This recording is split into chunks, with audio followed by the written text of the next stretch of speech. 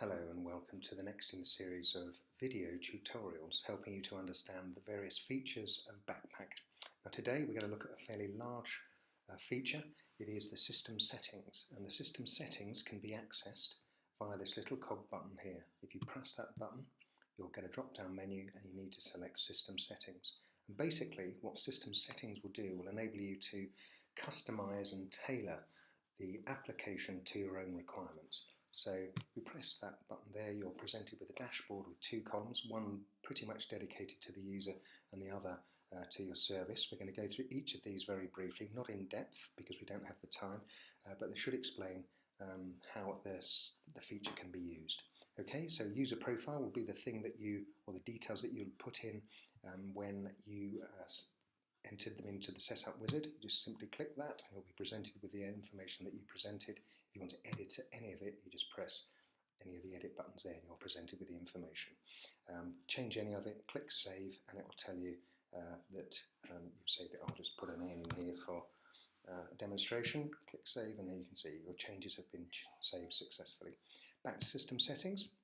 Subscription. If you're an account manager like I am and have a number of users in your practice, it will help you manage those people. You'll click on that button, you'll be presented with a dashboard like this that has the name of the user, their role within the practice, whether they're a BACPA member or not, and what they're paying, and so on. You can add new users by clicking this button here and getting a pop-up menu with the details that you need to enter, and you can manage payments here. This takes you to the Recurly system out of the application that shows you what your status on invoices to Bacpac are for these various users.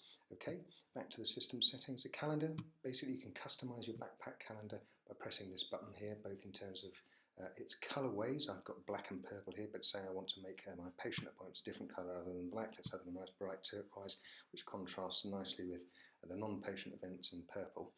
That will be reflected in the calendar here and how it's shown on the dashboard at the front. If you want to access the external feed and show you what's going on in your Bacpac calendar in an external calendar like Google Calendars or Apple Calendars, you just enable this button, press this button here and enable it, and follow the instructions down here below. Okay, back to system settings, and we're into finance.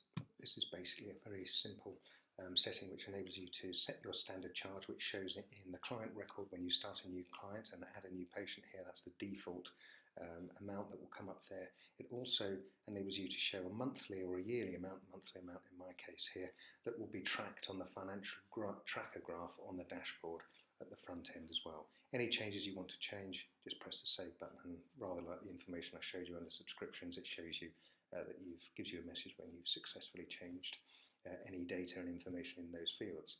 Let's get back to system settings and onto organisation. Basically, very, very straightforward again, a bit like the personal information, all the information you need about your practice, the address, so on, with your VAT registered company number and so on. If you want to change anything there, just literally highlight and add any additions into those buttons, into those fields there, and you can change it and save it with the save button at the bottom here. Okay, back to system settings again, logo. There are a couple of forms that you can use in Bacpac where you can have a logo featured. One is the email reminder that goes out to people who've booked an appointment 24 hours before their appointment is due, and the other is the self-referral function, which we'll come on to in a little bit. Basically all you have to do, and this would be your logo, I just put for sake of demonstration the Twitter logo in there, but it would be your practice logo that you literally drag from your files or select from your files or your desktop and drag and put it here, and it will then be featured on those forms within the application. Okay, self-referrals. If you have a website and you want to have your clients or prospective clients refer themselves via your website, you can click on this link here. Basically to enable it, perhaps I would enable it already there, but to enable that setting, you click that button there and it gives you the fields you need to fill in and the link you need to use to set up a self-referral within your website. Okay. Moving on to the living will. If for some awful reason you're not able to be involved in your practice for an extended period of time, it's good to have set up another person who can have access to limited details of your patients should you need them to. You simply switch on this function by clicking this button here, and it gives you the details and the fields you need to fill in, including the declaration that the person has to sign up to and so on. So that's a very useful field in case you are incapacitated in any way for some period of time. Moving on, there's custom fields. This is really basically takes you through the various forms within the application and enables you to prioritise, unprioritise, for want of a better word, and also add additional fields. Starting off with the location, they're all headed up like that, type of intervention, and so on. Now you disable them. You can disable them by pressing these buttons here. You can move them up or down the priority by pressing either of these buttons here and add new ones in here. And this goes right the way through to all of the forms that are used within the application. And again, so you're customising that by adding new and prioritising them there. Okay. Rather like custom field synonyms, you might want to use particular terminology that isn't currently used in the application. For example, people often refer to patients as clients now, but some people still might want patient, or you can edit that and add your own terminology, and this will be those words will be populated where that term occurs in the application as well. Okay. Finally, then onto templates. There's only one template, which is the email notification. Basically, if you want to add your own detail, or you'll need to add your own detail, you do it by pressing this button here, an appointment reminder, activating that, and you're presented with the fields that you would have in your email that goes out to remind patients that they've got an appointment within 24 hours. You'd access the detail in here by using these toggles here. So if you want your salutation to be the first name title, you click those buttons here and it will appear in this box here.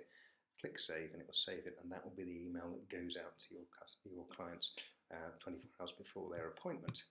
Okay, finally, the export button. This enables you to export all of the data that you've input into the system over the period of time that you've been using it. Useful for analysis, for all sorts of different things, but a lot of people use the export button for those very reasons, to sort of track progress of the practice, the number of people you've seen, the time spent with them, the kind of questionnaires that they filled in when you were seeing them, and so on. So that concludes the system settings section for today.